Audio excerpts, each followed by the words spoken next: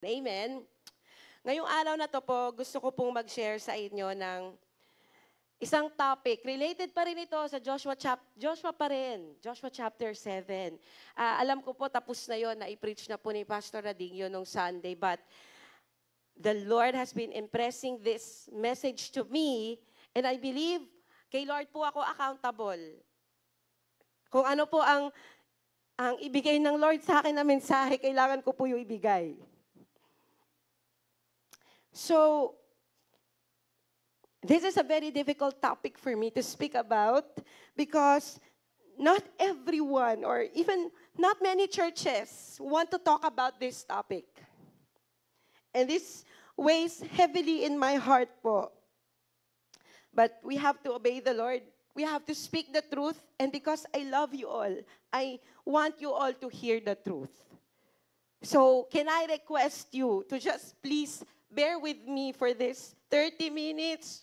I will try to be as short as possible. But please, tune in and pay attention to the words that I will be sharing with you today. Amen. So yung title po na aking Bible study ay Strategy to Victory. Sino po dito ang gusto ng victory? Ang hina. Parang mga hindi nag-breakfast. Sino po dito ang gusto ng victory? Na-realize ko lang na yung kanta pala natin kanina is about victory. Ano? Ngayon ko lang na-realize na yung mga line-up pala kanina ay, I'm gonna see a victory, for the battle belongs to you, Lord. So, align, di ba? Sino po dito gusto na tagumpay? Manalo sa buhay. Amen. So last Sunday, nakita po natin kung paanong ang bayan ng Diyos, ang mga tao ng Diyos ay magtatagumpay kapag tayo pala ay nakikinig at sumusunod sa mga sinasabi ng Lord. Amen po? Hear and obey. Nakita natin doon sa chapter 7, mula Joshua chapter 1 hanggang Joshua chapter 6, nabasa po natin, naaral natin simula January 2025, na palagi silang binibigyan ni Lord ng victory. Mula Joshua 1 hanggang Joshua 6, puro victory. Tama po ba? Wala pa tayong nabasa na pagkatalo sa Joshua 1 to 6. Laging na-conquer nila yung Jericho Wall, tama ba? Nakatawid sila dun sa Jordan River. Lahat ng mga balakid na lalagpasan at nagtatagumpay sila. Yan po ang gusto nating mangyari sa buhay natin. Amen po? Na lahat ng problema, lahat ng challenges, lahat ng trials, malagpasan mo at magtagumpay ka. At makikita natin na ang naging susi po doon para lagi silang magtagumpay, they always hear and they always obey. Palaging nakikinig kay Lord at kung ano yung narinig nila kay Lord, sinusunod po nila. It was always the same pattern. Makikinig, gagawa. Makikinig, susunod. May instruction na ibibigay si Lord, gagawin nila yung instruction. Tama po? Very crucial po yun. Ulit. Pinakita na ng Panginoon na kung makikinig tayo at susunod tayo, sa'yo ang tagumpay, sa'yo ang blessing, sa'yo ang pagpapala. Kaya lang po, come chapter 7, ito na. Nasira yung streak, di ba sa mga naglalaro, may streak yan, streak na puro panalo, di ba? Pero nasira yung streak nila na puro win. Nagkaroon sila ng loss. Sa Joshua chapter 7, natalo sila sa Battle of Ai or Ai. At namatayan sila ng 36 na soldiers. Alam niyo po kung ano yung nangyari? Next slide po. So what went wrong? 3 C. Natalo sila kasi, number 1, they did not consult God first. Sabihin nyo nga po, consult. Ano ba ibig sabihin ng consult, Pastora? Sa Tagalog, kinonsulta or tinanong. Ang nangyari po dito, sobrang confident nila, nanalo sila dun sa last war. Di ba? Yung Jericho Wall, natalo nila, napasok nila, na-conquer nila. Sa Joshua 7, i-conquer nila dapat yung Ai or yung Ai, bayan ng Ai. Napakaliit na bayan lang nito, pero alam niyo po, natalo sila ng Ai. At dahil doon takot na takot sila. Si Joshua, alam niyo po, at yung mga leaders, ang ginawa nila, nagpadala sila ng mga espiya. Tingnan niyo nga kung gaano kalaki yung Ai. Tingnan niyo, mag-espiya kayo kung gaano kalaki yung Ai. Bumalik yung mga espiya. Sabi ng mga espiya, sus, sisiw lang. Joshua, wag ka na magpadala ng libo-libong mga soldiers. Magpadala ka lang ng 3,000. Kaya na yun. Nakarinig na po ba kayo ng ganong advice? Kaya na yun. Wag ka na masyadong malaki yung gawin mo. Kaya na yan, ang ganyan. So sabi ng mga espiya, 3,000 lang, matatalo na natin siya kasi ang liit-liit nila, ang konti-konti nila, ang hina-hina nila. And alam niyo po, tama naman yun. Makinig ka sa mga nag-a-advise sa'yo kasi nakita nila, di ba? Pero alam niyo po ang pagkakamali ni Joshua, tinanong niya yung mga espiya, tinanong niya yung mga tao, pero hindi niya tinanong si Lord. All this time, palagi siyang nagtatanong kay Lord. Palagi siyang nakikinig. Natatandaan niyo po yung line na Yahweh spoke to Joshua? Hindi niyo po yun makikita sa Joshua chapter 7. Asaan yung word ni Lord? Asaan yung tinanong niya si Lord? Lord, sabi po ng mga spies, 3,000 lang ipapadala eh. Okay po ba yung idea na yun, Lord? Tama po ba yung strategy na yun? Walang ganun. Wala tayong mababasang ganun. Ang ginawa niya, sige, 3,000 lang ang ipadala. So, hindi na siya nagtanong kay Lord. Hindi na siya nag-consult. And ito po yung kalimitan pagkakamali natin na masyado na tayo nagiging confident pag may mga victories tayo na nagiging lax tayo at nakakalimutan na natin si Lord. Nalilimutan natin na kaya lang naman tayo nagtagumpay ay dahil sa Kanya. Nagdidepende, kaya na to, 10,000 kami, 3,000 lang pala. Kayang-kaya yan. At sa dulo napapahiya tayo kasi natalo sila. Namatayan pa sila ng mga soldiers. Biruin nyo yung maliit na bayan ng Ai, natalo. Natalo ang malakas na Joshua at Israelites. So natutunan nila, di kasi tayo nagtanong kay Lord eh. And then, sisisihit pa natin si Lord. Nakita niyo ba yung prayer ni Joshua? Lord, bakit mo kami pinabayaan? Ganun na yung prayer niya. Sinisi na agad ng Panginoon. Lord, akala ko ba may promise? Lord, akala ko ba itatawid mo kami sa promised land? Bakit kami natalo? Pinapahiya mo ang pangalan mo. Anong gagawin mo, Lord, para iligtas ang pangalan mo? Ganun na yung lumabas sa bibig ni Joshua. Hindi man lang niya tinanong, Lord, bakit po kami natalo? Have you ever prayed that way, mga kapatid? Pag nakaka-experience po tayo ng loss sa buhay natin, usually ang prayer natin is, Lord, why? Lord, why did you allow? Lord, bakit hinayaan? Bakit nangyari? Pero naisip niyo na po bang ipag-pray, Lord, what was the cause? Ba't kami natalo, Lord? Kasi alam niyo, magsasalita naman ang Panginoon eh. Minsan, sinisisi natin agad si Lord, pero hindi natin alam, in the first place, tayo pala yung may neglect. Tayo yung may kapabayaan. Tayo yung may disobedience. And we blame it all on God. Kala ko, Lord, mabuti ka. Kala ko, Lord, mapagmahal ka. Kala ko, may promise ka. Umiyak-iyak pa si Joshua. Number 2, they did not confess their sins to God. Alam niyo po kung ano pala yung dahilan kung bakit sila natalo? It was because dun sa Jericho, saya-saya nila, di ba, na napasok nila yung Jericho. May instruction ng Panginoon. Very, very clear. Gusto ko pong basahin sa inyo kung ano yung instruction. Sa Joshua chapter 6, verses 18 to 19.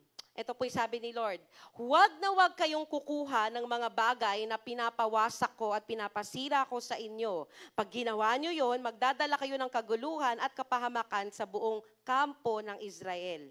Pero, ang mga nakalaan na bagay para kay Lord, lahat ng silver, gold, mga gamit na bronze at bakal ay dapat ilagay sa kabanyaman ni Lord. So, dun sa Jericho, di ba, niransak nila yon, pinasok nila eh. May instruction si Lord. Lahat ng mga makikita nyo dyan na mga cursed things, ibig sabihin yung mga ginamit pagsamba sa Diyos-Diyosan. Kasi po ang Jericho ay sumasamba sa mga Diyos-Diyosan. Marami silang ginagawang practice na hindi maka-Diyos. Kaya sinabi doon ni Lord, lahat ng mga ginamit dyan, ng mga pagsamba, sunugin, sirain. At lahat ng mga makikita nyong gold, silver, bronze, sa akin yan. Ilalagay yan sa temple, sa kabangyaman ko. Walang kukuha sa inyo ng para sa inyo. Sa akin muna lahat. Malinaw po ba yung instruction? Kung hindi daw nila yun susundin, ano sabi? Pag ginawa nyo yun, magdadala kayo ng kaguluhan at kapahamakan sa Israel. Akala nila makakalusot sila. Pero kaya sila natalo dito sa Battle of Ai. Dahil may kasalanan palang ginawa dun sa battle sa Jericho. At alam nyo, si Lord, hindi niya palalagpasin yan. Akala natin minsan nakakalusot tayo sa mga kasalanan natin, na naitago natin, na kapag sinungaling tayo, walang nakahuli. Sasabihin ko po sa inyo, nakita po ng Lord lahat. May isa pala, pangalan niya si Akan. Wala naman siguro dito sa atin ang pangalan Akan. Ang ibig po sabihin ng Akan ay tagapagdala ng gulo. Yun ang ibig sabihin ng word name na Akan or Akan. Trouble bringer. Huwag niyo pong papangalanan yung mga anak niyo ng ganun. Si Akan, ang ginawa niya, habang walang nakakakita, nakita niya yung silver sa Jericho. Sa Jericho po to Nakita niya yung silver, nakita niya yung gold. May nakita pa siyang magandang damit, robe. Kinuha niya yung damit. Yun yung kasama yun sa mga cursed things na pinapasira ni Lord dahil ginamit yun sa pagsamba sa mga Diyos-Diyosan Pero nakita niya, ang ganda, mahal ata to, Louis Vuitton. Sayang naman kung susunugin lang. So kinuha niya. Pati yung silver and gold and bronze and silver and gold. Kinuha rin niya, binaon niya kinuha niya at nung nakarating na sila sa kampo, binaon niya sa ilalim ng tent para walang makakita. Pero hindi niya alam, umpisa pa lang nakita na ni Lord. Silver and gold po ang currency noong araw. Wala naman dating 1,000 bill, 500 peso bill. Hindi naman po money Ang currency po noon, silver and gold. So nakita niya, damit plus yaman. Yung mata niya nagningning. Sisirain lang to lahat. Tapos dadalin lang lahat sa temple. Wala man lang makikinabang. Hindi ko alam kung ano pumasok sa isip niya at kinuha niya. Pero kinuha niya. Alam po ba niyang bawal kunin? Yes. Umpisa pa lang may instruction na si Lord. Pero this time, hindi sila nakinig. At yun ang naging dahilan kung bakit sumugod sila sa laban sa Ai nang di nagtatanong kay Lord. Hindi nila pinakinggan na may kasalanan pala, dapat mo nang magpalinis. Natalo sila, saka lang sila nagtanong kay Lord. Hindi po ba parang familiar yung pattern? Kapag nasa problema na tayo, kapag may consequence na, saka lang tayo lumalapit kay Lord? Pero ang bait ni Lord, sumasagot pa rin siya. Alam niyo po, sabi ng Panginoon, dito kala Joshua nung nagtanong na si Joshua, sinabi ni Lord kay Joshua, verse 10, Joshua chapter 7, verse 10, tumayo ka, bakit ka umiiyak? At bakit ka nakadapa sa lupa? Nagkasala ang mga Israelita. Inutusan ko kayong wasakin ang lahat sa city, pero hindi nila sinunod ang utos ko at kumuha sila ng mga bagay na para sa sarili nila. Ninakaw nila ang mga ito, nagsinungaling sila at tinago nila yung mga gamit. Verse 12, yan ang reason kung bakit natalo kayo sa laban. Hindi ko na kayo sasamahan hanggat hindi nyo winawasak ang mga pinasira kong bagay sa inyo. Nakakatakot po. Para sinabi ni Lord, hindi ko kayo sasamahan. Kahit mag-battle pa kayo sa ibang city, hindi ko na kayo sasamahan hanggat hindi nyo dinidil ang kasalanan. Akala natin pag nanakaw lang yung ginawa. Pero dito po sa verse 12, verse 11 binanggit, ninakaw, nagsinungaling, nagtago. Abay, nanganganak pala ang kasalanan. Akala mo simpleng pagnanakaw lang, pero ang kasalanan po nanganganak. Dahil nagnakaw ka, syempre magsisinungaling ka na. Ay, wala akong kinuha. At syempre may itatago ka na. Ibinaon Tama po ba? Nanganak po ba yung kasalanan? Yes. And so, they did not carry out God's commands. May instruction, hindi nila sinunod. Tama po? So what went wrong? They did not consult, they did not confess, they did not carry out. Dinidil po ito ni Lord sa ating lahat. Kung akala natin nakaka-get away tayo sa kasalanan, hindi po. There will come a time, ihahayag ni Lord ang dapat ihayag. Bakit? Mahal kita tayo eh. Ayaw niya tayong mamatay sa kasalanan. At alam niyo po kung ano yung isa pang nakita natin doon? Sinabi ng Panginoon, hindi lang isang tao ang nagkasala. Isa lang yung nagnakaw, pero ang buong bayan ng Israel ang nagkasala. Tama po ba? Sabi doon, kayo'y nagkasala. Ibig sabihin pala, isa lang yung gumawa, pero dama yung buong Israel. Natalo silang lahat sa kagagawan ng isang tao. Akala natin yung mga kasalanan natin, personal lang to. Pero hindi natin alam, may impact po ang kasalanan natin. Saan? Sa family mo, sa church, sa nation, sa community. Kaya even yung nangyayari ngayon sa bansa natin, wala po tayong kinikilingan dito. Hindi ko alam kung kanino kayong kampe, sa ex-president o sa hindi ex-president. Pero alam nyo po, let us stop pointing fingers kung sino talaga may kasalanan. Ang kasalanan ng isa, kasalanan ng lahat.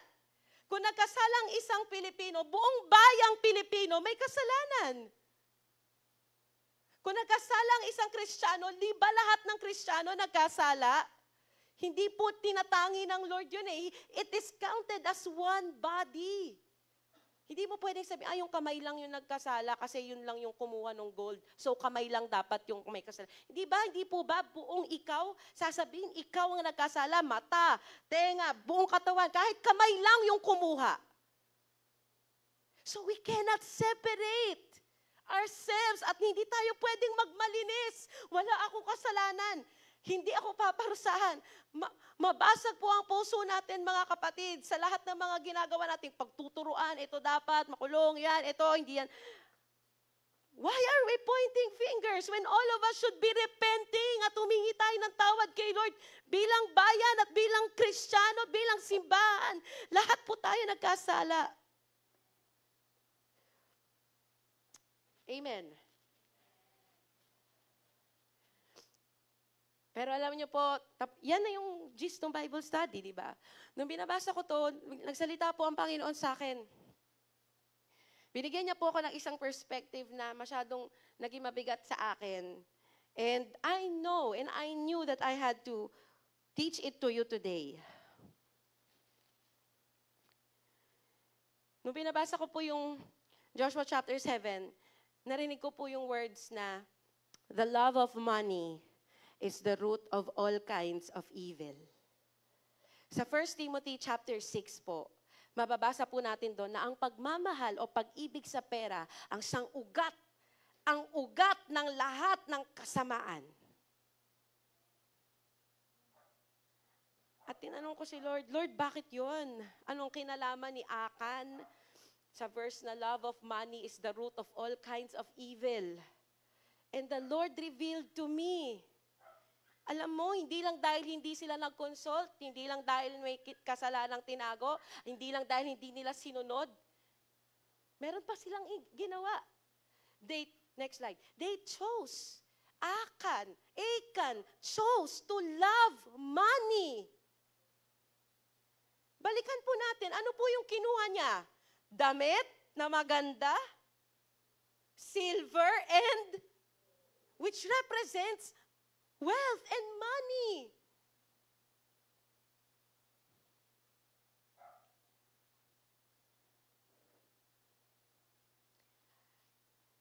Sabi po sa Joshua chapter 7 verse 21. Sumagot si Akan, opo, nagkasala ako kay Lord, at ito ang ginawa ko. Doon sa Jericho, sa lahat ng mga nakuha naming bagay, may nakita akong isang magandang balabal na galing Babylonia. At 2.5 kilos ng silver at kalahating kilo ng gold. Pinag-interesan ko ang mga yon, kaya kinuha ko. At ibinaon ko sa ilalim ng tent namin at pinaka-inilalim ko ang silver. The love of money is the root of all evil. I believe, hindi lang po yun simpleng di lang nakinig, pero dahil mas mahal niya ang yaman, mas mahal niya ang pera, mas mahal niya yung robe na sobrang gandang branded, mas mahal niya yung silver, mas mahal niya yung gold, mas nasasayangan siya doon kesa sa instruction ni Lord, kesa sa sundin ng Panginoon, mas nangibabaw ang pagmamahal sa yaman kesa sa pagmamahal sa Diyos. At yun ang naging dahilan, kaya niyang isuko at ipagkanulo ang buong bayan ng Israel para lang dun sa gold and silver na itinago niya, para lang dun sa robe na mamahalin. It cost them 36 lives. 36 na kababayan niya ang namatay. Dahil sa pagmamahal sa pera o sa yaman.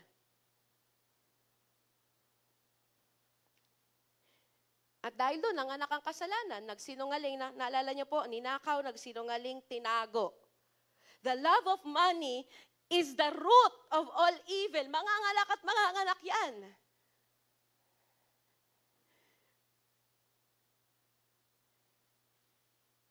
Alam niyo po mga kapatid, because of our love for money, I just realized that we have forgotten how to be grateful. We complain. We grumble. We fail to see the blessing of God. We fail to see the goodness of God.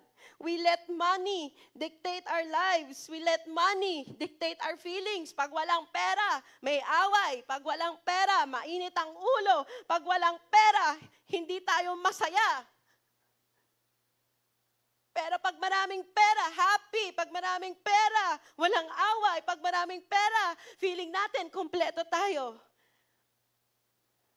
Pag walang pera, sasabihin natin, Lord, bakit kami ganito? Bakit kami baon sa utang? Lord, bakit wala akong trabaho? Lord, bakit ganito?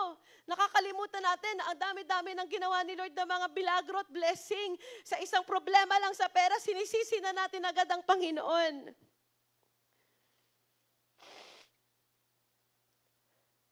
Naalala ko po, may isa po tayong tinulungan dito eh.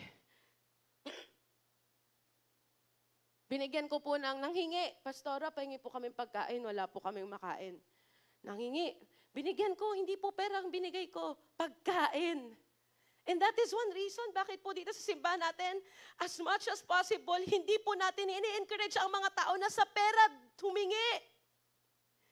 Pera, goods, pagkain, lugaw, yun yung binibigay natin, di ba? Kasi pag pera ba talaga kailangan mo? Ipang susugal mo lang, ipang sisigarilyo mo lang. So binigyan ko ng pagkain, spaghetti, yung sauce and pasta and yan, meron pa tayong yung mga natira eh. Dami, 2 bundle. Alam niyo po, medyo nalungkot ako eh. Kasi sabi niya sa akin, akala ko po, Pastora, ibibigay niyo cash and delata. Namili pa. Siguro sawa na siya sa spaghetti, no? Araw-araw spaghetti yung pagkain. Nalungkot ako. Kasi imbes na magpasalamat ka na may ibinigay, nanghingi ka ng pagkain, di ba? Binigyan ka ng pagkain. Hindi ba dapat ang response natin? Thank you, Lord! Thank you, Lord. May pagkain kami ngayon, kahit tuyo lang, kahit hotdog lang, kahit itlog lang. Thank you, Lord. Thank you, Lord. May bubong kami. Thank you, Lord. May pamilya ako, may kapatid ako, may asawa ako, may nanay ako, may tatay ako. Thank you, Lord. May damit akong nasusuot. Hindi to branded, hindi din to mamahalin, pero may damit ako.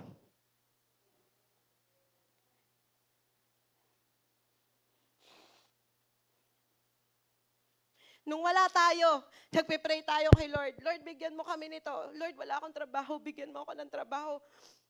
Kailangan ko magbayad ng mga bills. Kailangan ko magbayad ng mga utang. Binigyan ka ni Lord ng trabaho. May pambayad na ng utang, kahit pa konti-konti, kaysa sa wala, di ba? Pero nung binigyan tayo ni Lord ng trabaho, sabi natin kay Lord, ang hirap naman ng trabaho, Lord. Nakaka-stress yung boss ko. Inaaway ako ng mga office mates ko. Ang liit ng sweldo ko, Lord, kulang.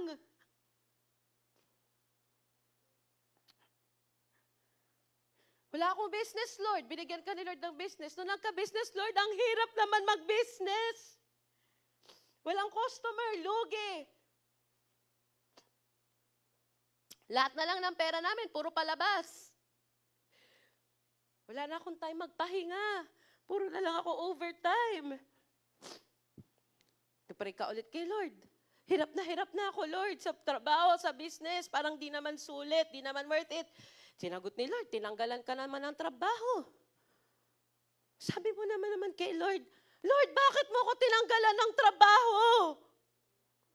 Saan na ako ngayon kukuha ng panggastos? Paano na kami magbabayad ng bills, ng utang? Hindi na po tayo natuto magpasalamat. Sa totoo lang po, kahit walang pera o may pera, hindi tayo nagpapasalamat. We always want more. May 1,000 ka, hindi ka masaya. Gusto mo, 10,000. May 10,000 ka na, hindi ka pa rin masaya. Gusto mo, 100,000. Nagkaroon ka na ng 100,000, hindi ka pa rin masaya. Gusto mo na 1 million. And it's always, Lord, kulang. Lord, bakit? Lord, wala. Because of money, we envy others. We always say, sana all. Pag nakakakita tayo naman nagta-travel, may bagong cellphone, nakakabenta, umaangat yung business, nakabayad ng utang, na-promote sa work, may bagong kotse, may bagong bahay. Pero kailan tayo nagsabi ng sana all? Nabasa ko na rin yung buong Bible. Sana all, nakapag-pray din ako sa may sakit. Sana all, kaya ko rin mag-preach. Sana all, kaya ko rin mag-cell group. Alam niyo yung mga sinasana all natin, puro mga material na bagay. We never say sana all. Hindi natin kinakainggitan yung mga godly things. Hindi tayo natutuwa kapag sana all may isa pang outreach na mabuksan sa Pipino o sa Tumana. Sana all makapagtayo rin kami ng Bible study sa office. Walang ganun. Yung puro sana all natin, sana all makakain ako sa aesthetic restaurant na yan. Sana all makakain ako sa aesthetic cafe. Sana all ganito yung cellphone ko. Sana all may mapopost din ako sa IG. Mga kabataan nga po natin ngayon, kahit hindi kaya, pipiliting bilhin, magkanda utang-utang na para lang makasunod sa uso. Nagagalit sa magulang pag hindi binila ng cellphone na latest. Nagagalit sa magulang pag hindi pinag-aral sa private school na gusto. Nagagalit sa magulang pag hindi binigay yung luho. Why? Because of money. Naiinggit tayo sa mga nakikita natin sa social media. At gusto natin kung ano yung meron ng iba, meron din ako. We never become content.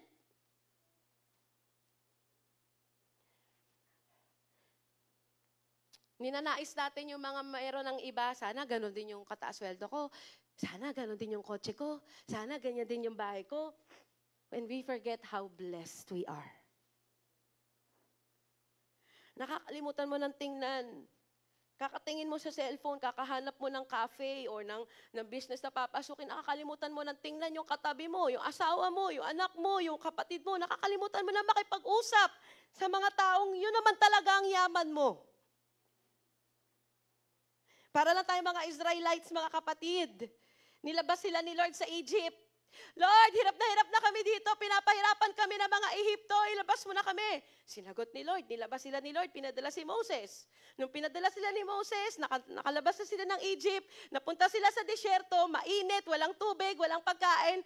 Nakalimutan nila na ang dami ng ginawa ni Lord na milagro. At ang sabi nila, Lord, walang tubig. Walang pagkain. Babalik na lang kami sa Egypt. Papatayin mo lang pala kami dito, Panginoon. Doon na lang kami sa dati naming buhay. Sana hindi mo na lang kami nilabas.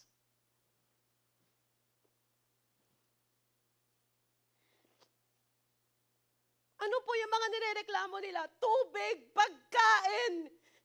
Hindi ba yun kayang ibigay ng Panginoon? Hindi ba pinatunayan na ng Panginoon ilang beses na kaya kong paramihin ng 5 tinapay, 2 isda. Kaya kong pakainin ng 5,000 tao. Kaya kong gumawa ng tubig mula sa bato. Kaya kong magpadala ng tinapay mula sa langit, babagsak. Ano ang hindi kayang ibigay ng Panginoon, mga kapatid? Because of our love for money, we fail to see who our true treasure is. Kinakanta natin, Christ is enough for me. Christ is enough for me. Everything I need is in you.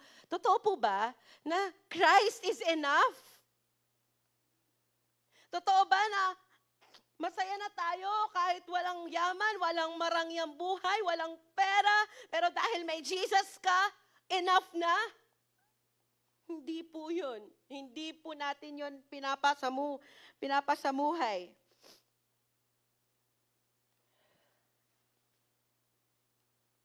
Because of money, we sacrifice our most important relationships.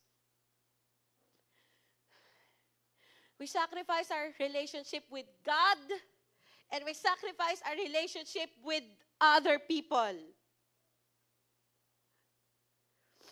Kaya nating hindi mag-church dahil may business. Kaya nating hindi mag-church dahil may racket. Kaya nating hindi mag-church dahil may offer na ganito. Kaya nating ipagpalit si Lord. Kaya nating hindi mag-devotion kasi may work ako, may call pa ako. Kaya nating hindi puntahan yung anak natin na humihingi ng time. Kasi, wait lang anak, may meeting pa akong importante. Sa pagmamahal po natin sa pera, nakakalimutan natin na ang tunay nating yaman ay si Lord at ang mga tao sa paligid natin.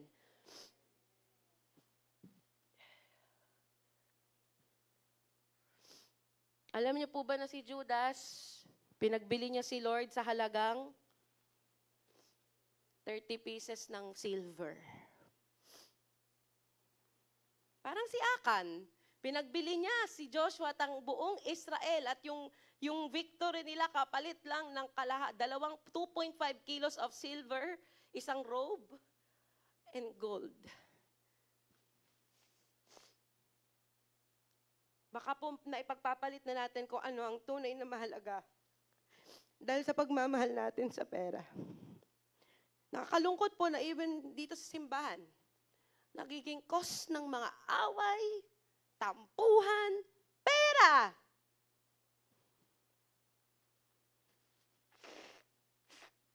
Paano natin hawakan ng pera? Sino nga hawak ng pera? Saan gagastusin ng pera? Nung wala pa tayong pera, ang saya-saya, bait-bait lang, mahal natin lahat ng mga kapatiran dito. Pero nung may pera na simbahan, dumami din ang tampuhan, dumami rin ang mga misunderstandings. Is Christ really enough for us, mga kapatid? Alam po natin yung kwento ni Martha at ni Mary, tama ba? Sabi ni Lord, Martha, Martha, masyado kang abala sa napakaraming bagay. Pero isa lang ang hindi makukuha at yun ang pinili ni Mary. And I realize, alam niyo po, si Mary, pinili niya si Lord. Si Martha, pinili niya maging abala sa mga bagay na nabibili ng pera. Ano ba ginagawa niya sa kusina? Nagluluto ng food. Naghuhugas ng pinggan, naglilinis ng bahay. Hindi po ba lahat yon material things? Hindi po ba lahat yon earthly things? Pero tiningnan niya yun as mas importante kesa kay Lord. Ito, ministry, yung mga gamit dito sa simbahan. Bumili tayo ng latest mic. Bumili tayo ng pulpit. Paghandain natin yung aircon, damihan natin. Lahat po yan, material and earthly things. Pero kung wala po ang Panginoon, ang presensya ng Panginoon, baliwala din po lahat.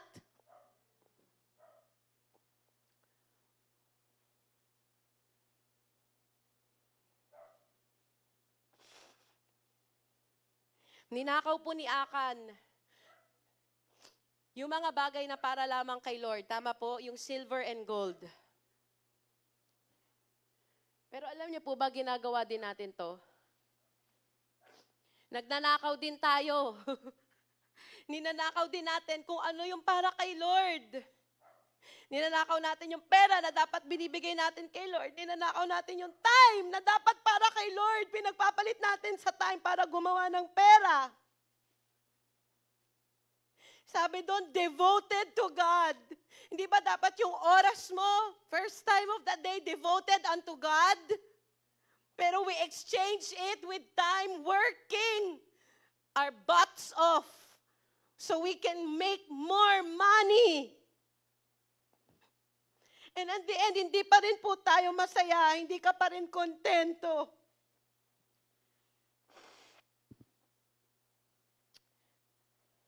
Ano yung mga bagay sa buhay mo na totoong nawawala, mga treasure mo ngayon na nasisira, nawawala because of money and earthly things. Intimacy with God, yung intimacy mo sa kapatid mo dito sa church, intimacy mo sa family mo, sa asawa mo, sa kapatid mo, kalusugan mo, nagpapayaman ka para magpa-confine sa ospital. Tama po ba? Hindi na tayo nagpapahinga. Kumita tayo ng malaki, pero yung ginastos mo sa ospital dahil nagkasakit ka, dahil di ka natutulog, di ka na kumakain, puro ka overtime, yung ginastos mo, 500,000. Yung kinita mo dun sa sweldo mo, 20K lang. Worth it po ba talaga, mga kapatid? Because of money, we have pursued and dreamed of earthly things and earthly dreams instead of dreaming eternal things and eternal dreams. Narealize ko lang po, tumigil na tayo sa pangangarap ng malaki. Hindi po yung totoo, pastoral. Laki nga ng pangarap ko. Ang pangarap ko po, makapagpundar ng 108 hectares na farm, na bakasyonan namin pamilya. Ang pangarap ko nga po, madala ko po sa Japan, lahat kaming family. Ang pangarap ko nga po, magkaroon ako ng 20 million savings. Yan lang po ang pangarap natin. Mga kapatid, napakaliit. Napakaliit. Sabihin ko po sa inyo, lahat yan, hindi natin madadala sa langit. Lahat yan masisira. Pera nasisira. Trabaho nawawala, bahay naluluma, lupa nawawala. Bakit hanggang dun lang yung mga pinapangarap natin? Magka-business ako ng malaki. Makabili ako ng iPhone, makatravel ako sa Dubai, sa Japan. Yun na yun. And after mo magawa yun, at the end of the day, sasabihin mo, ay parang kulang pa. Gusto ko pang marating yung iba. Gusto ko pa ng mas marami pang pera. Hindi po masasatisfy ang puso natin, mga kapatid, ng earthly and material things. Palagi pa rin diyang may kulang, may butas, kahit gaano kakayaman. Our desires can never be satisfied by earthly things and earthly pleasures because we were created for eternity. Create tayo hindi para dito sa lupa, kundi para sa langit. So why are we building kingdoms here on earth, mansions, cars, kung lahat ng yon hindi naman natin madadala sa langit? Sa Matthew 19, 23-26, may isang kwento doon. May isang lalaki sobrang yaman. Alam niyo po, kahit sobrang yaman niya na, hinanap niya si Jesus. At sabi niya, Lord, anong kailangan kong gawin para makasunod ako sa iyo? Ang kailangan kong gawin para makafollow ako sa iyo, para makuha ko yung buhay na walang hanggan. Alam niyo, doon pa lang sa kwento na yon, makikita na natin kahit sobrang yaman mo, kapag wala si Jesus sa buhay mo, at kapag puro earthly material things lang meron ka, kulang pa rin. Bakit niya hahanapin si Jesus kung kompleto na siya? Bakit niya tatanungin si Lord, Lord, anong kailangan kong gawin para makasunod sa iyo? Bakit? Ang yaman mo na. Hindi ba dapat masaya ka na dahil mayaman ka na? Pero doon po natin makikita, may kulang. Money will never satisfy. Ang nakakalungkot po sa kwento na yon, sabi ni Lord sa kanya, tinest siya ni Lord. Gusto mo sumunod sa akin, saka gusto mo magkaroon ng buhay na walang hanggan, benta mo lahat ng yaman mo. At nasabi po doon sa Bible, tumalikod siya at nalungkot at naglakad palayo. Bakit? Hindi niya kayang i-give up ang pera niya dahil ayun na yung treasure niya. Kaya yung puso niya nandun na din. Sabi po sa Bible, where your treasure is, there your heart will also be. Yung puso niya nandun sa yaman. Hindi niya na kayang i-let go yung yaman. Pinaghirapan ko to ng ilang taon. Bibigay ko lang para makasunod kay Lord. So, may option na siya. May choice na siya. Eternal life na binibigay ni Lord o pera. Sadly, mga kapatid, sadly, alam niyang may kulang sa buhay niya, pero pinili pa rin niya ang pera. Sana po hindi yun ganun sa atin.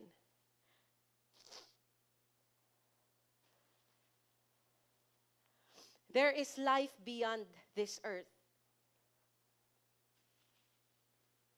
Gusto ko po sabihin sa inyo, we don't need more money. You don't need more money. What we need is more of God. More of the fear of God. More of the kingdom of God. Iniisip natin solusyon sa problema natin palagi, pera.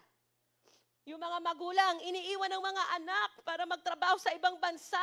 At yung mga anak nilang walang kamuang-umuang lalaki nang walang magulang sa tabi nila. Kasi ang rason po natin palagi, kailangan ko ng pera para buhayin ka. Tama po? Para makabayad tayo ng utang, mag-abroad na lang.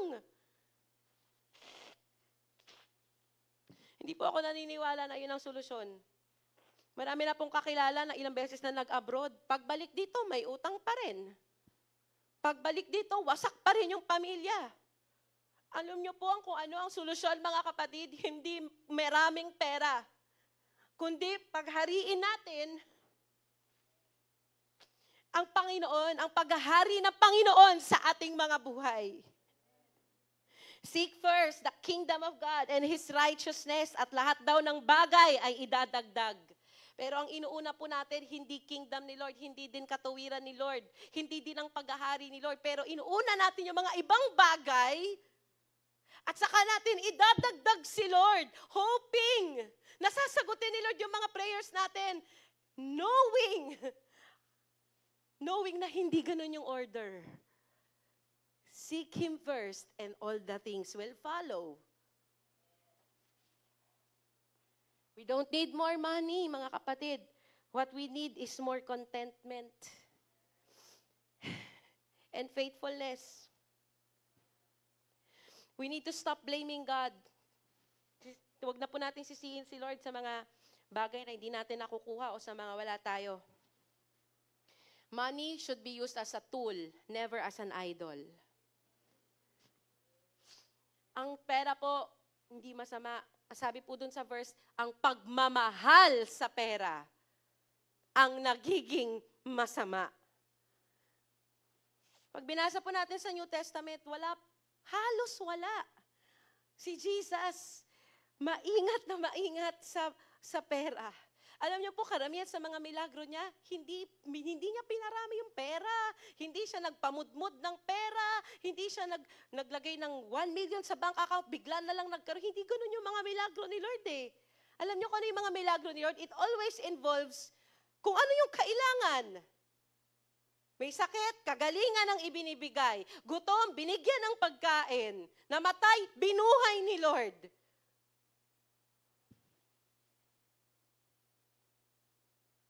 Money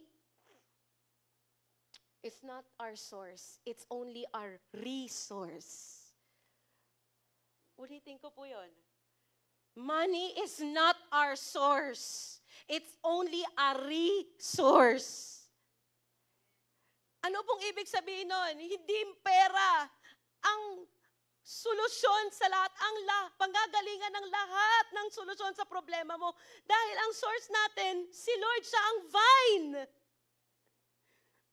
Ginagamit lang po niya yung pera, ginagamit lang niya yung trabaho, ginagamit lang niya yung mga bagay sa paligid natin as resources. Sabihin niyo po, resources.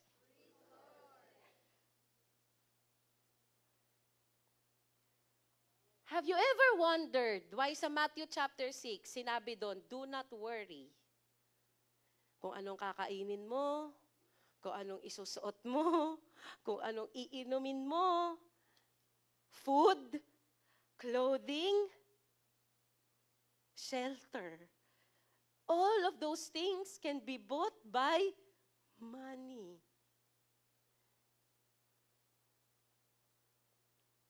Gusto niyo pong mawala yung worry niyo? Huwag niyo pong mahalin ng pera.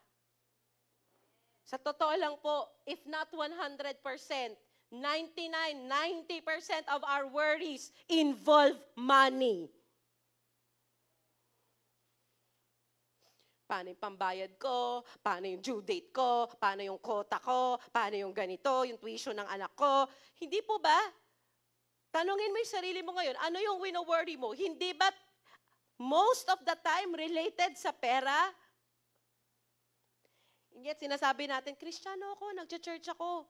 May faith ako kay Lord. Asaan po yung faith natin? Sinabi na ni Lord, ako ang bahala sa iyo, magpo-provide ako para sa iyo. Pero hindi po natin yung pinagkakatiwalaan. Sinabi ni Lord, magpo-provide ako, unahin mo ako. Hindi po natin yung pinagkakatiwalaan. Ay, wala na akong pambayad. Ay, gagawa ako ng sarili kong paraan. Mag-work ako ng Sunday. Mag-work ako double job, triple job. Mag-work ako 24/7 para may pambayad.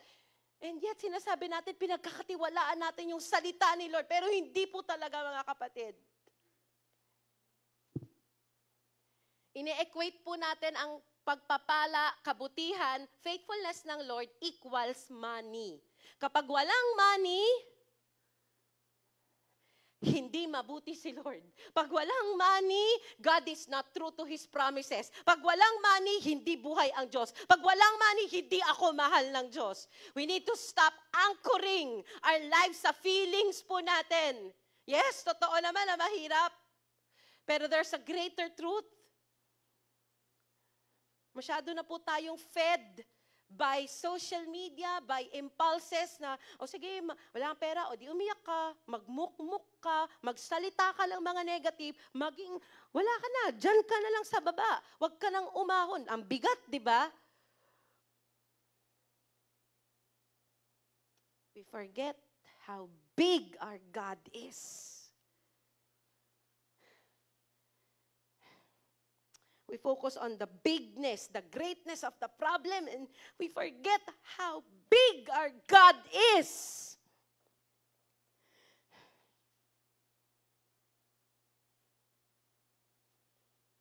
Pastora, madali lang po sabihin sa'yo yan. Kasi di ka naman nahihirapan sa pera. Sobrang blessed ka naman, di mo naman alam yung pinagdadaanan namin. Believe me, mga kapatid, this is not an easy thing for me to say. Kasi ako yung unang na-convict dito. As someone na natanggalan na nasa trabaho ng 2 beses, hindi lang po 1 beses ako natanggal. 2 beses pa. As someone na nagsumubok mag-business, pero nalugi ang business. As someone na binitray at ninakawan ng pera sa business. As someone na nag-struggle din sa fear, worry, anxiety. Nagpapile na yung mga babayaran, nagkautang. This is not an easy pill for me to swallow, but I believe the truth will always set us free. Sabi po sa Matthew chapter 6, kung ating mga mata ay nakatuon at nakafocus sa pera, ito ay punong-puno ng kadiliman. Pero ang katotohanan, itong magbibigay ng liwanag sa atin. Pwede kong spend yung 24 hours ko by magkukulong na lang ako sa kwarto, iiyak, at sasabihin ko, magmumukmuk, di ko papansinin yung asawa ko, di ako magsi-cell group, di na lang ako attend sa church, sasabihin ko na lang kay Lord, Lord, bakit? Bakit ako nawalan ng work? 2 beses pa. Bakit naubos yung savings namin? Bakit may utang kami na hindi naman namin gusto pero nagkautang kami dahil ang dami-dami nangyari na hindi naman namin ninais? Bakit kami naghihirap ngayon? Bakit ako nandito ngayon? Tama po ba? Kaya kong i-spend yung 24/7, 24 hours ko by saying those things. Popost ako sa Facebook. Hopeless. Feeling sad and heavy. Hay, kailan kaya matatapos to? Pwede ko yung gawin. Tama po? Choice ko yun. Feelings ko yun. And tama naman kasi may problema talaga ako. Pero may choice din ako na hindi yun gawin. May choice ako na tingnan at alalahanin na may Diyos ako. Na mahal ako na mabuti at may magandang plano para sa akin. Bakit kaya imbis na tanungin ko, Lord, bakit? Bakit? Tanungin ko kaya si Lord, Lord, ano ba yung ini-expose mo? Masyado ko na bang minahal ang pera? Masyado ko na bang tinayo ang buhay ko sa pera?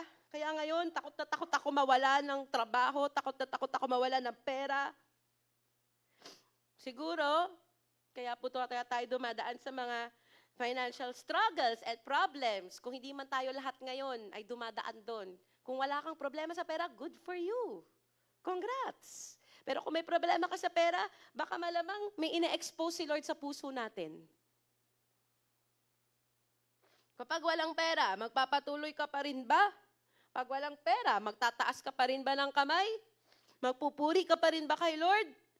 Kung natanggal ka sa trabaho, nawala lahat ng naipundar mo, sisisihin mo ba si Lord? O magtatapat ka pa rin kay Lord?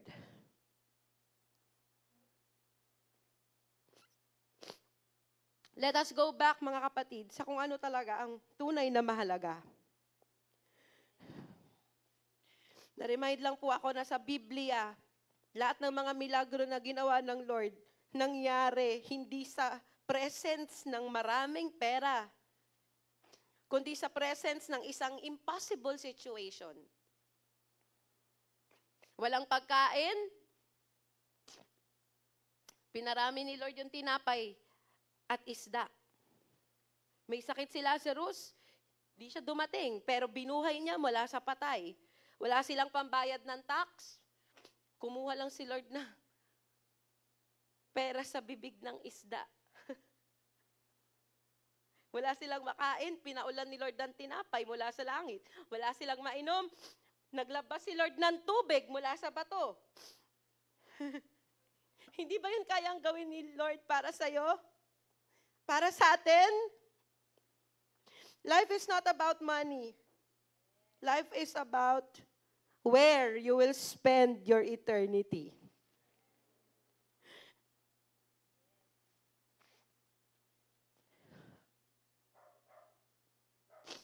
Ang tao po hindi nabubuhay, hindi lamang nabubuhay sa tinapay, kundi sa bawat salita na lumalabas sa bibig ng Diyos. Don't chase the money, kapatid. Chase eternity. Don't invest in earthly things. Invest in your life after earth. Don't just get involved in monkey business, food business, clothing business. What about the Father's business? Sabi ng Lord sa akin, take care of my business and I will take care of you. Unahin mo ko at lahat ng pangangailangan mo ipagkakaloob ko. Thank you.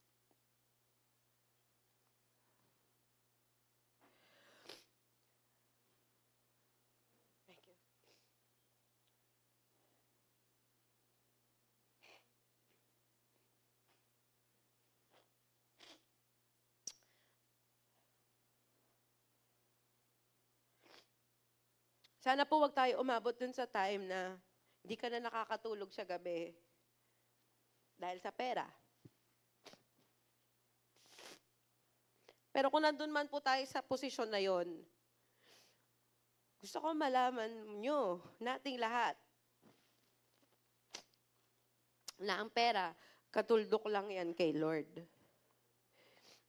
Psalm 24, sa Kanya ang lahat, di ba? Heaven and earth belongs to Him.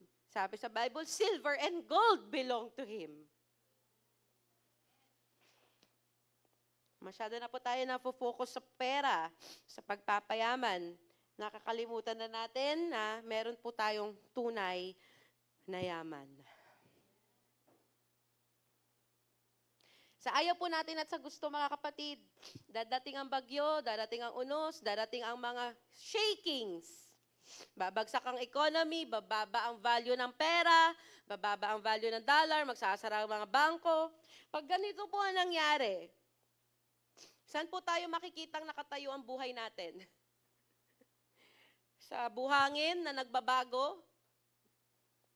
O ang mga buhay natin ay nakatayo sa bato na hindi nayuyugyog? Pera po, pera, trabaho, lahat po yan. Mga bagay yan na nagbabago. Pero si Jesus, siya ang foundation na hindi nagbabago. Kaya kung ang mga buhay po natin ay nakatayo sa matibay na bato, mawalan ka man ng trabaho, malugi ka man sa negosyo, bumagsak man ang ekonomiya, sigurado ligtas ka.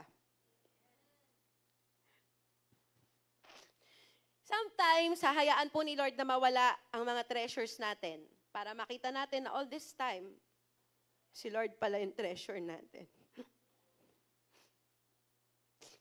Life may be tough.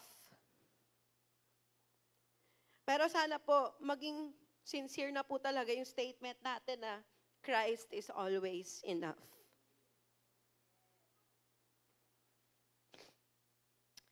To end, gusto ko pong basahin ito mga verses na to mula sa Bible. And I want you all to reflect on this. Hindi na po ako magsasalita pa ng kahit na ano. And I believe, nasabi ko na po lahat ng mga gusto kong sabihin. Proverbs 30, verse 7 to 9. Lord, may dalawang bagay lang akong hihilingin sa'yo. Na ibigay mo sana bago ako mamatay. Pigilan mo akong magsinungaling at huwag mo akong gawing napakayaman at huwag mo rin akong gawing napakahirap. Ibigay mo sa akin yung pagkain kailangan ko lang sa araw-araw. Baka pag yumaman ako, sabihin ko, Lord, hindi na kita kailangan. At pag naging mahirap naman akong sobra, baka magnakaw ako at bigyan naman kita ng kahihiyan. 1 Timothy chapter 6, verses 6 to 10. Yumayaman nga kayo dahil sa religion kasi nagiging kontento kayo kung ano ang meron kayo. Ano bang dinala natin dito sa mundo? Wala. Kaya wala rin tayong madadala pag alis natin dito. Kaya nga, kung meron kayong makakain at masusuot, makontento na tayo doon. Pero yung mga gustong yumaman, natutokso sila at natatrap sa mga walang kwenta at mga masasamang kagustuhan nila. At yan ang humihila sa kanila pababa hanggang sa masira na sila at mawasa. Kasi ang pagmamahal sa pera, ang ugat ng lahat ng kasamaan. May mga taong masyadong ginugusto ang pera, kaya nalalayo na sila sa pananampalataya at napapasama ang buhay nila. Mark chapter 8, verses 33 to 46.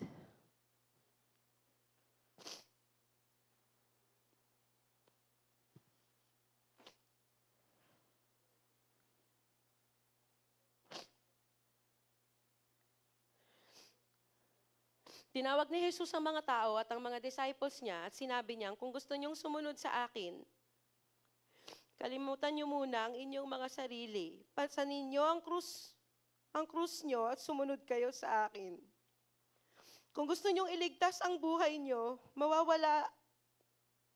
mawawala ito sa inyo.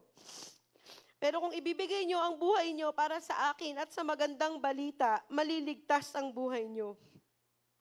Anong mapapala niyo kung makuha niyo ang buong mundo, pero mawala naman sa inyo ang buhay niyo? Siyempre wala. Walang maibibigay ang tao kapalit ng buhay niya.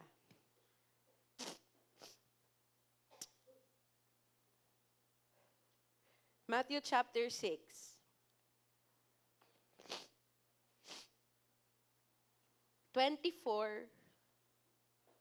to 33.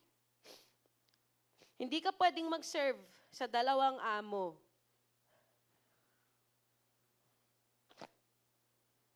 Either mahal mo yung isa at ayaw mo yung pangalawa, o magiging loyal ka sa isa at ire-reject mo ang pangalawa. Hindi kayo pwedeng mag-serve sa Diyos at sa pera. Kaya sinasabi ko sa inyo, huwag kayong mag-worry. kung ano ang kakainin, iinumin, para mabuhay kayo, o kaya kung ano ang susuotin nyo. Hindi ba mas importante ang buhay kaysa sa pagkain? At hindi ba mas importante ang katawan nyo kaysa sa damit? Tingnan nyo ang mga ibon, hindi sila nagtatanim, nag-harvest o nag-iipon ng mga pagkain sa bodega, pero pinapakain sila ng inyong Ama sa langit. Hindi ba mas mahalaga kayo kaysa sa mga ibon? At sino sa inyo ang kayang magdagdag ng isa pang oras sa buhay niya sa kaka-worry niya? Bakit kayo nagwo-worry?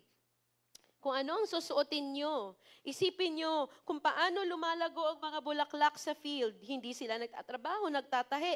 Pero sinasabi ko sa inyo, kahit sa sobrang yaman ni Solomon, hindi siya nakapagsuot ng kasing ganda ng isa sa mga bulaklak na ito. Kung dinadamitan ng Diyos ang mga damong ligaw na buhay ngayon, tapos susunugin lang bukas, kayo pa kaya? Ang liit naman ng faith ninyo. So wag kayong mag-worry na baka kapusin kayo sa pagkain, inumin o damit. Mga Gentiles lang ang nag-worry sa mga ganyang bagay. Alam na ng tatay nyo sa langit kung ano ang kailangan ninyo. Pero higit sa lahat, unahin nyo ang kaharian ng Diyos at ang pagsunod sa kalooban niya at ibibigay niya sa inyo ang lahat ng mga bagay na ito. Hebrews 13:14-15.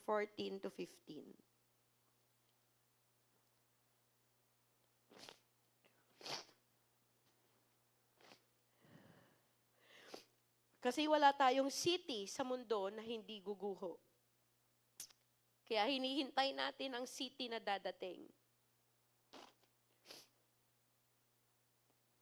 Ito ang sacrifice natin. Lagi tayo mag-offer ng papuri sa Diyos sa pangalan ni Jesus na kinikilala nating Panginoon.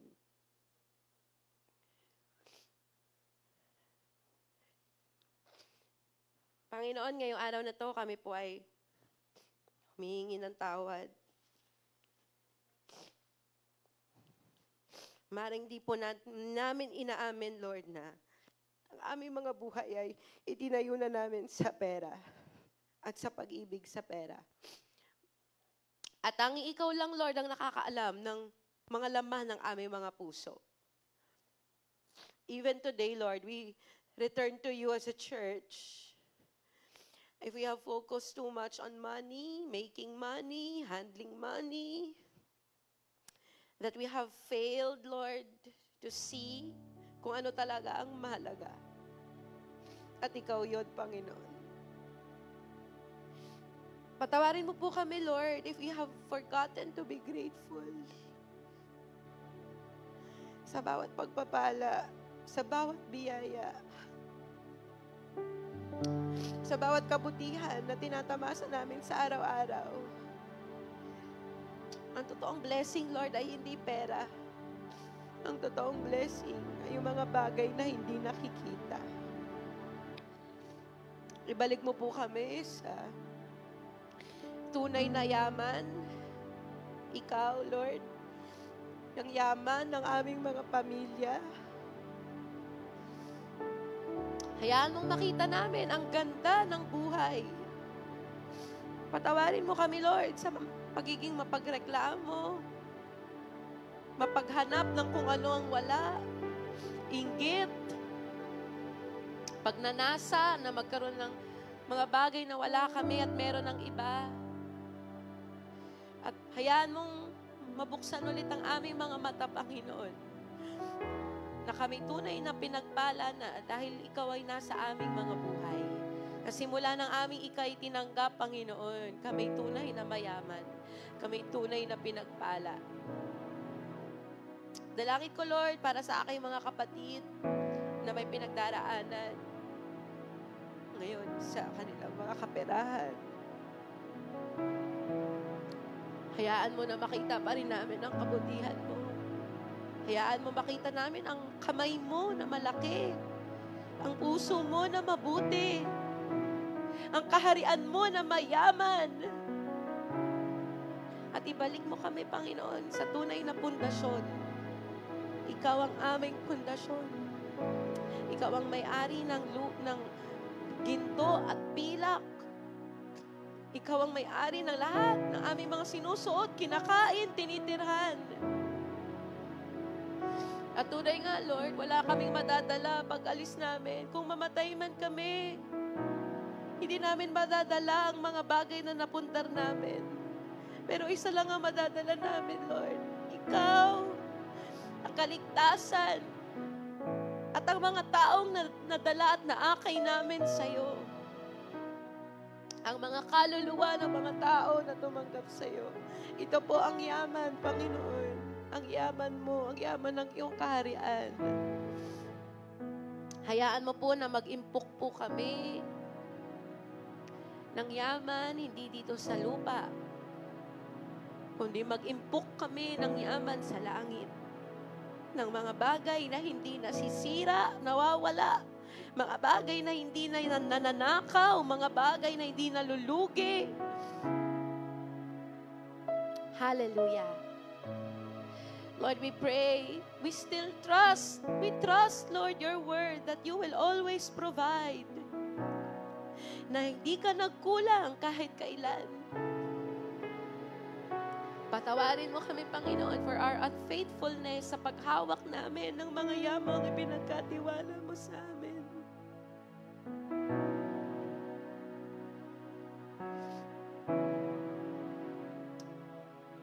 Sa paaming pagiging malustay sa pera, at hindi pagiging tapat sa aming pagbibigay.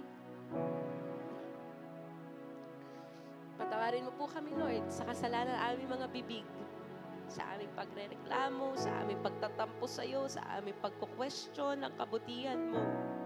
Ngayong araw, Panginoon, we do not want to love money anymore. We want to love God. We do not want to serve money. We want to serve God. At kung pinaglingkuran man ka namin ng pera o naging alipin man kami ng pera, ibalik mo po kami, Panginoon, sa iyo. Ibalik mo po ang aming puso sa iyo. Lord, I release the grace, biyaya po sa aking mga kapatid na dumaraan ngayon sa mga financial struggles and problems. Thank you that your grace is enough. Your grace is always enough in our weakness. You are our strength.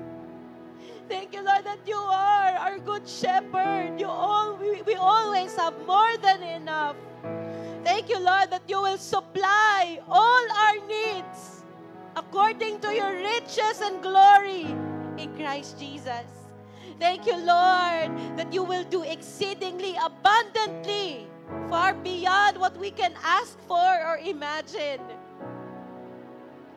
Thank you, Jesus, that you are our treasure. Ikaw ang yaman namin, Panginoon.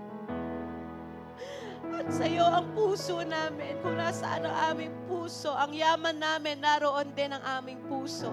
And today, we just want to choose and return to you as our love and our treasure. Thank you, Lord. Forgive us, Lord, for we have allowed the enemy, even, Lord, na masaktan namin ang aming mga kapatid because of money. That we have neglected our personal and intimate relationships with our family, friends, churchmates, and even with you, Lord. We have abandoned our intimacy, pinagpalit namin, Lord, sa mga opportunities. Forgive us. Tulungan mo po kami maging katulad ni Mary, na pipiliin ang isang bagay na hindi kailanman mawawala at mananakaw sa amin. At yan ay ikaw, ang iyong mga salita, ang iyong mga pangako.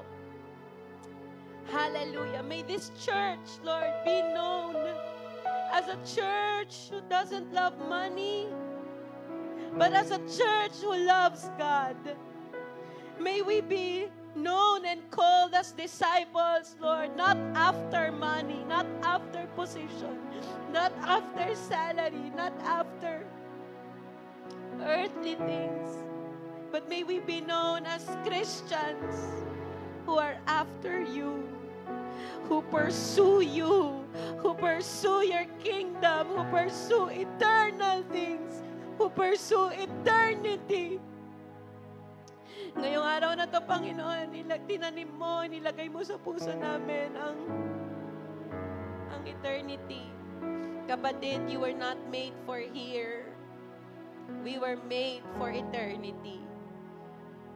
Mainam na pag-isipan mo na kung ano ang magiging buhay mo pagkatapos ng buhay dito sa mundo. Saan ka ba pupunta? Ano ang naipundar mo sa heaven?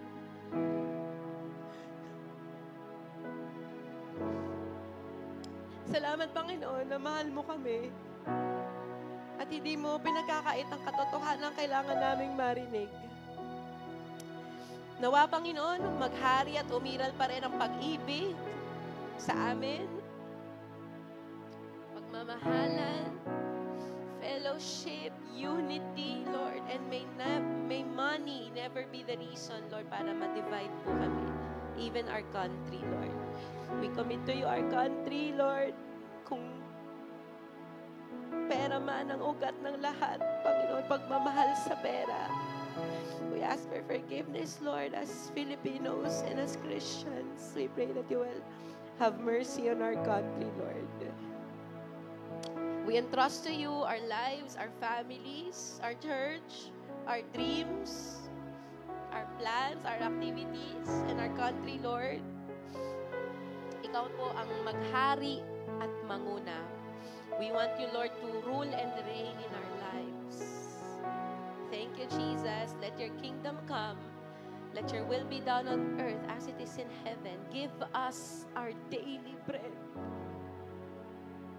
Dalangin ko, Panginoon, na maranasan ng bawat isa sa amin na araw-araw may provision. Hindi mo kinakailangan mag-worry, kapatid, para sa 1 month, next year.